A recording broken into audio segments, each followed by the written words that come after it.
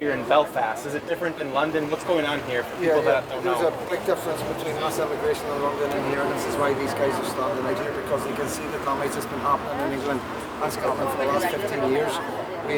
We've seen the Sanderson and Tommy Robinson and the repercussions of that 15 years later with the grooming gangs and how many children have been victims of these grooming gangs. So, for example, how many unvetted migrants are here? Is it out of control? Have you guys had crime rise? Tell me what's going on. We're still at the stage where it's reversible, fixable. We can come up with solutions. We're spending 400 million that we know so far on migrant hotels. We don't have an idea how many exactly are coming in because that's been kept a very close secret. I don't even think the government know how many illegals have come in or people have come in with visas and haven't returned, and that's a problem as well. So how do they get, usually they cross in Calais.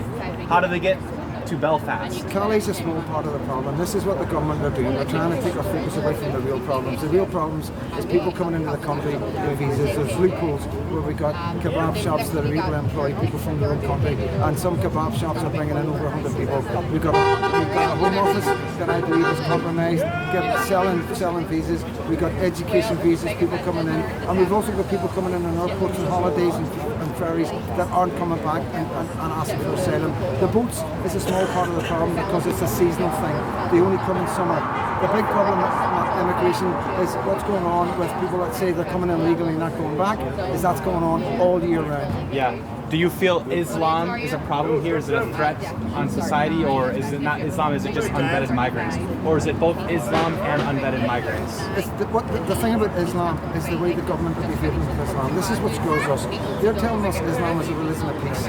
We know that there's over 25,000 terrorist attacks happening all around the world by Boko Haram, ISIS, Al-Qaeda, and Hamas. You know. Now, whenever we see that kind of thing, and we hear our government saying that they're the religion of peace, that concerns us. Okay, because we know.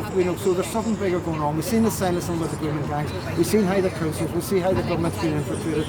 We've got Mahood that's in the Justice Ministry, and we've got an Education Ministry. And I don't think, personally, in my personal opinion, as freedom that, I think there should be changes. At the end of the day, we aren't racist, we aren't far right. We're only doing what we see in England. The police let a child drive away in a car with Muslim men. Social work were at a wedding of a 15-year-old child. That scares us. It scares us that the government are scared of Islam. And that's all it is. Listen, we're Belfast, Northern Ireland, Protestants, Catholics, Parliament's going back a day. We went through the conflict. We're scared of nothing, right?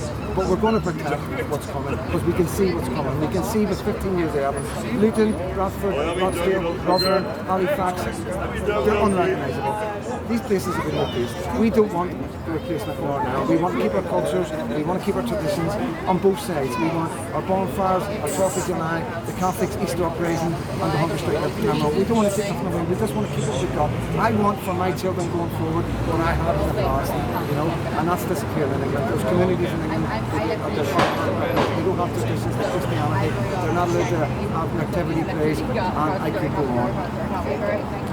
There you go, man. You're made for it. Thanks, Amelia. Thanks, man. Freedom.73 on YouTube. Okay. All right. Well, I'll get in contact. Thanks for helping with him. Yeah, thank you. I was curious about